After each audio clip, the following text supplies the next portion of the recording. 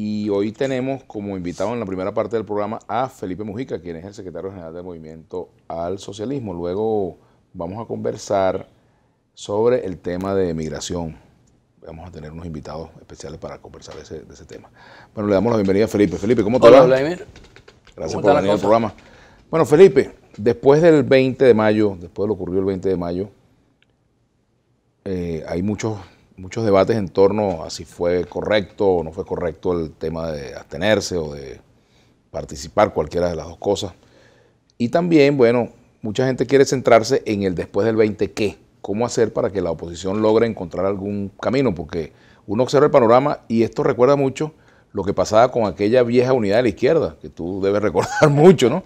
La izquierda dividida, bueno, con 4 candidaturas, con hasta más. Luego de las elecciones echándose la culpa entre unos y otros, imposible ponerse de acuerdo hasta ni siquiera por una elección de concejal, era muy complicada la vida de la izquierda en aquella época, ¿no? Claro, son momentos distintos. Ahora, ¿qué es lo que hace difícil que la oposición pueda tener una sola política, una sola direccionalidad, un solo objetivo? Tú sabes que hay una cosa muy vieja, dicen que data desde los inicios de la historia de la humanidad, y dicen que es muy difícil que tú logres avanzar sobre cosas nuevas si tú no logras reconocer los errores que cometiste en el pasado.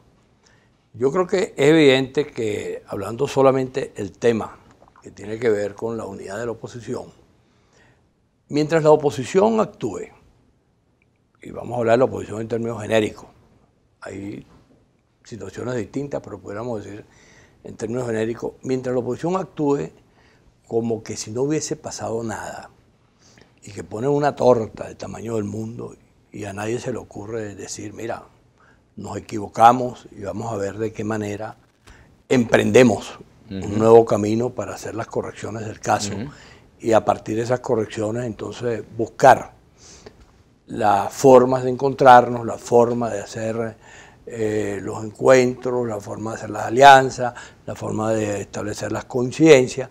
Si eso no ocurre, entonces simplemente pasa lo que en este momento está pasando. Recuerda que en los programas que hicimos antes de las elecciones. Y hasta el mismo día. Y hasta el mismo día de las elecciones, incluso, exacto, a las 7, 8 de la noche hicimos uno.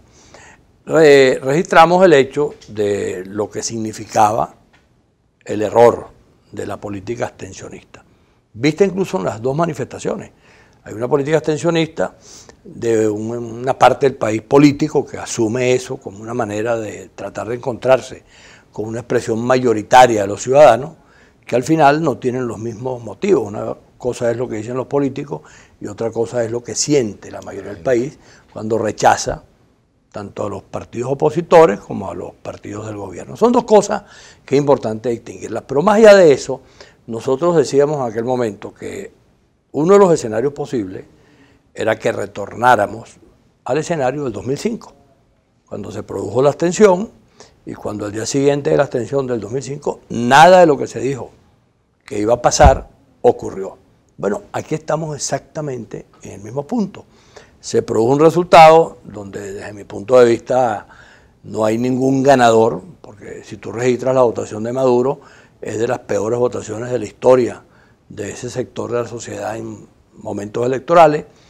Falcón evidentemente no obtuvo una victoria importante, Bertucci tampoco, ningún resultado importante, y la mayoría del país decidió abstenerse. Cuando tú evalúas eso, yo diría que hay un gran perdedor, que es Venezuela, porque se perdió una oportunidad, la oportunidad de poder avanzar sobre el reencuentro, sobre una manera distinta de hacer las cosas, sobre la posibilidad de que Falcón hubiese sido presidente y a partir de allí, independientemente de las críticas que todo el mundo tuviera sobre Falcón, se pudiera haber avanzado.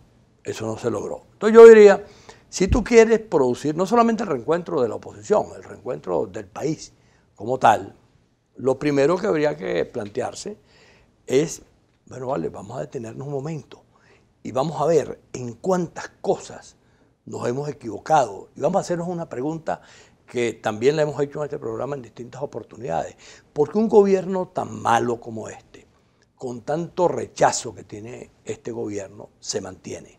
¿Por sus habilidades o por tus errores? Ajá, hablando de errores, Felipe, vamos a comenzar por casa, pues.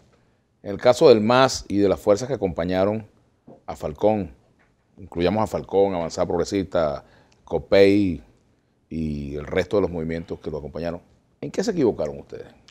Yo creo que ahí se hizo un esfuerzo importante, ese esfuerzo por tratar de rescatar la participación, la salida pacífica, la salida electoral, es un esfuerzo que hay que reivindicar.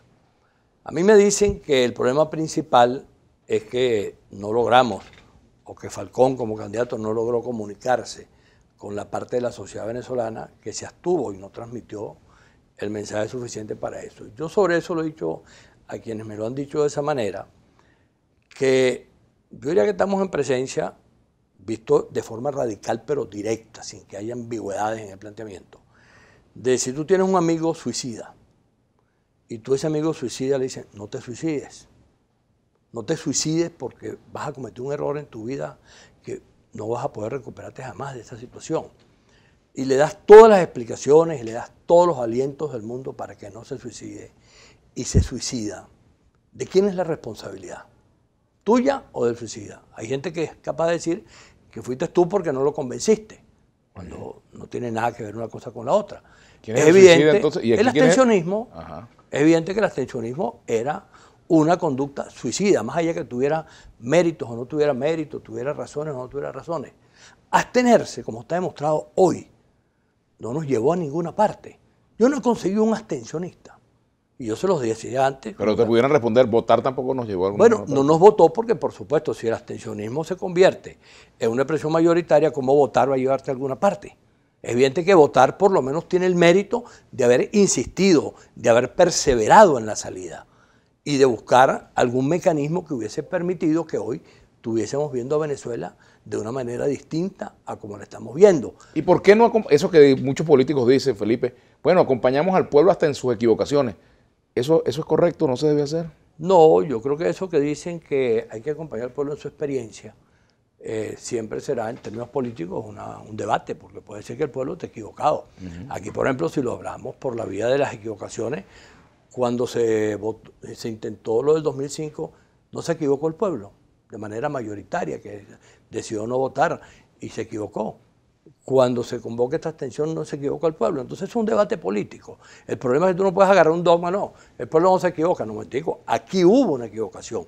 Y dentro de las cosas que hay que reconocer es que eso no nos llevó a ninguna parte, sino que permitió que una fuerza minoritaria, como es Maduro, con un número, el peor número de su historia, ganara las elecciones, y quienes convocaron al abstencionismo, que fue la dirección política de la MUC y de lo que allí estaba constituido, no le han dado ninguna explicación al país de qué pasa ahora, para dónde vamos. Porque lo único que te dicen, no, vamos a hacer unas elecciones en octubre, no, las vamos a hacer en enero. Y inventaron ahora el cuento de que se va a convocar y que se va a producir sobre la base de una proposición que creo que es de Ecuador, un plebiscito que permita que entonces en Venezuela se hagan unas elecciones en enero.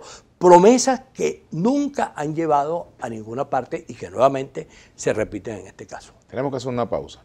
Al regreso, cualquiera te pudiera responder, por ejemplo, Felipe, bueno, pero fíjense que produjo este resultado electoral que ahora la comunidad internacional sí está presionando y está lo que ha pasado en la OEA. Vamos a hablar de eso.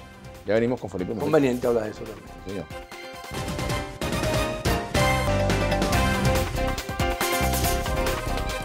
Los invitamos a seguirnos en nuestras redes sociales. En Twitter, @Globovisión. En Instagram, @Globovisión. En Facebook, Globovisión. En Telegram, Globovisión Piso Oficial. Si quieres volver a ver este y todos los programas de Globovisión, visítanos y suscríbete a nuestro canal de YouTube. Soy Globovisión.